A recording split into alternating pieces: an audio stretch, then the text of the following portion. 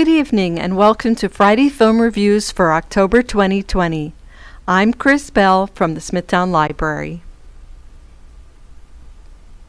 Whether you miss the weekly movie programs at the Smithtown Library or you just want to watch some good films, join us each month for reviews of recommended movies that you can enjoy at home on Fridays or any day you choose using the library streaming services Hoopla and Canopy. If you aren't already using Hoopla and Canopy, I will tell you how to access them from the Smithtown Library homepage at the end of the program. The first movie this month is Anna, which was released in 2020. Anna was directed by Charles McDougall, who also wrote the story for the film. He's worked mainly in television, most notably on the series Desperate Housewives. The movie stars Andy Garcia, who has appeared in many films, including Ocean's 11, 12, and 13, Mamma Mia, Here We Go Again, and Book Club. His young co-star, Daphne Keane, is a relative newcomer with one previous film credit and some TV work. An unlikely friendship between a car dealer and a street urchin causes them to go on a colorful journey. With the Puerto Rican recession in full swing after Hurricane Maria, Rafa, a bankrupt second-hand car salesman, can't imagine life will get much worse until he discovers Anna sleeping in the back of one of his cars. Anna's mother has just been arrested and imprisoned.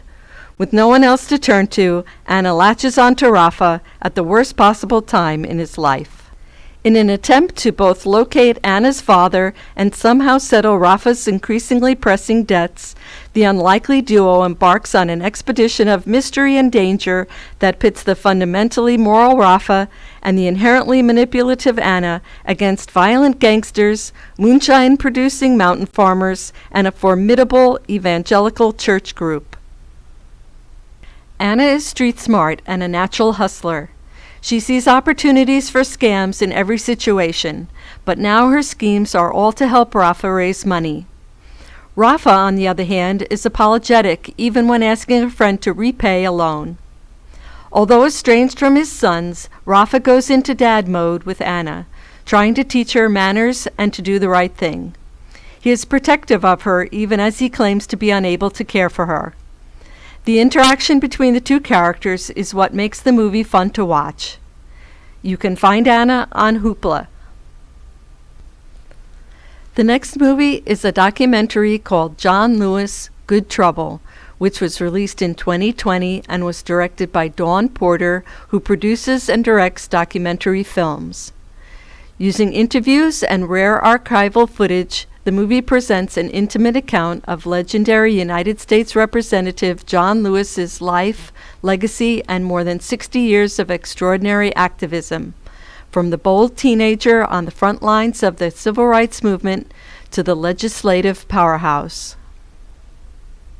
John Lewis was born in Troy, Alabama in 1940 to sharecropper parents who were later able to purchase their own farmland. John worked on the farm as a child, but he dreamed of being a preacher, and he practiced his preaching on the family chickens.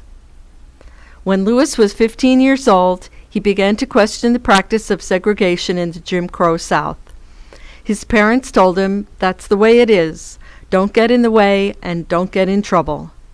But after hearing about the actions of Rosa Parks and Martin Luther King, he was inspired to get into what he called good trouble, and made a decision to become part of the civil rights movement.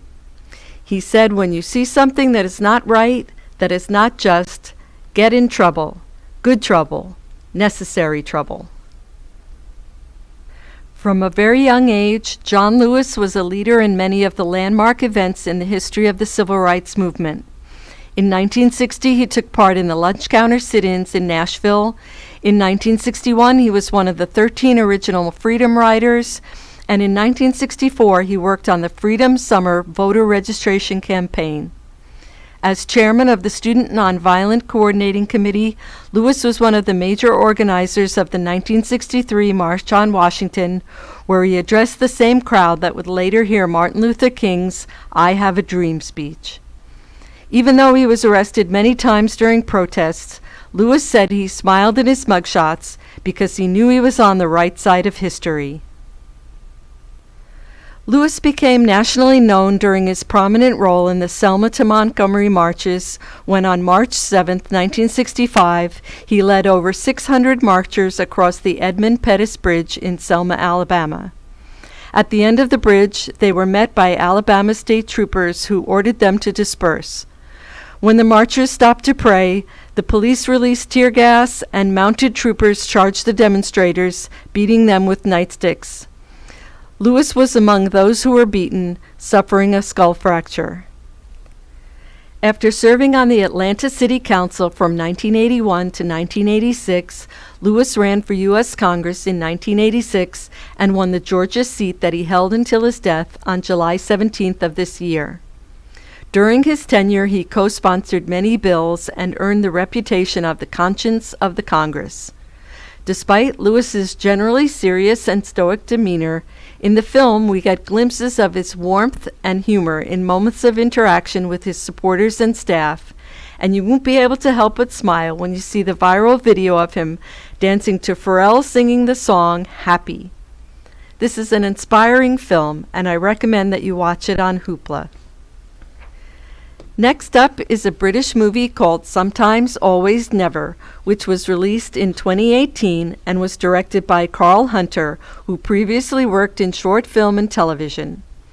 The film stars Bill Nighy, who has appeared in movies ranging from Love Actually to a spate of current films, including playing Mr. Woodhouse in the most recent version of Emma, which gives him a Jane Austen connection with co-star Sam Riley, who played Mr. Darcy in Pride, Prejudice, and Zombies. Alan is a stylish tailor with moves as sharp as his suits. He has spent years searching tirelessly for his missing son Michael, who stormed out over a game of Scrabble. With a body to identify and his family torn apart, Alan must repair the relationship with his youngest son Peter and solve the mystery of an online player who he thinks could be Michael, so he can finally move on and reunite his family. Sometimes Always Never is part comedy, part drama, and part mystery. There is humor and heartbreak, but the story is ultimately uplifting.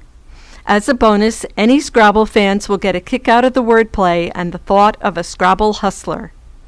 Pay attention and you will pick up some good words and game tips. One mystery about the movie that I was unable to solve is the relevance of the title. In one scene, Alan explains the 3-button jacket rule to his grandson. You should sometimes button the top button, always button the middle one, and never button the third. If you figure out why this was used as the title, please let me know. You can watch Sometimes Always Never on Hoopla. Becoming Astrid is a Swedish-language film that was directed by Danish director Pernille Fischer Christensen. The movie stars Alba August, who is the daughter of the famed Swedish director Billy August, who is best known for directing Pelle the Conqueror. In fact, Alba August made her film debut at 8 years old in her father's movie A Song for Martin. Because this is a Swedish film, there is no MPAA rating, but you may want to know that there are some scenes of brief nudity and non-graphic intimacy. Becoming Astrid was inspired by events in the life of Astrid Lindgren, who went on to write the Pippi Longstocking series of children's books. Teenaged Astrid leads a carefree life with her family in rural Sweden. Restless and eager to break free from the confines of her conservative upbringing, she accepts an internship at a local newspaper where she attracts the attention of its married editor. After Astrid becomes pregnant, she leaves her childhood home and goes to Copenhagen to secretly give birth to a son, who she reluctantly leaves in the care of a foster mother. When the foster mother falls ill, Astrid uses her imagination and flair for storytelling to reconnect with her son. In spite of her struggles, Astrid emerges with a newfound courage that will later form the foundation of a vast body of work. Astrid Lindgren wrote fiction and screenplays and lived from 1907 to 2002. She worked as a journalist and a secretary before becoming a full-time author. The character Pippi Longstocking was invented when her daughter Karen was ill in bed and suddenly said to her, Tell me a story about Pippi Longstocking. The tale became one of the most beloved children's books in the world, being translated into 60 languages. At various points in her life when Astrid doubts herself, she is always told that she can do it. When the foster mother Marie is ill, Astrid tells her she can't take care of the boy without her. Marie tells Astrid, "Children just need love, and you have that." Astrid's ability to love is evidenced by the sacrifices she is willing to make. Over the course of the story, Astrid grows up and matures right before our eyes as the beautiful cinematography transports us to another time and place. You can watch Becoming Astrid on Hoopla or Canopy. The last film for this month is A Street Cat Named Bob, which is based on memoirs by James Bowen. The movie was directed by Roger Spottiswoode, who previously directed 48 Hours, The Sixth Day, and another film with an animal co-star, Turner and Hooch. The movie stars Luke Treadaway, who has appeared in films including Clash of the Titans and Unbroken, and also features Joanne Froggatt of Downton Abbey fame. And in his first film role, Bob the Cat appears as himself. A Street Cat Named Bob tells the moving and life-affirming true story of the unlikely friendship between a young homeless busker and the stray ginger cat named Bob, who changed his life. A homeless, recovering heroin addict enrolled in a methadone program, James had just received a housing placement when he found an injured cat in his apartment. Unable to find his owner, James agreed to care for him until he recovered, but Bob had other ideas. With help from his social worker, his neighbor Betty, as well as Bob, James begins to put his life together. James Bowen's memoirs, A Street Cat Named Bob, The World According to Bob, and A Gift from Bob were international bestsellers. This film was based on the first two books, and a sequel is scheduled to be released in 2021.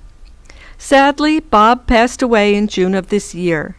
At the time of his death, Bowen said, quote, "He gave me so much more than companionship. With him at my side, I found a direction and purpose that I'd been missing." Unquote. Whether or not you're a cat lover, I think you will find this film to be very moving. You can find A Street Cat Named Bob on Canopy. If you need to download Hoopla and Canopy, go to the library's website at www.smithlib.org, click on Digital Library, and then select Movies and TV. There are links for the Hoopla and Canopy apps, as well as printable instructions and video tutorials. And of course, if you need further assistance, please call us at 631-360-2480, and we'll be happy to help you. Thank you for joining me today. We hope to see you soon. Please continue to visit the library's website at www.smithlib.org for more programs and resources.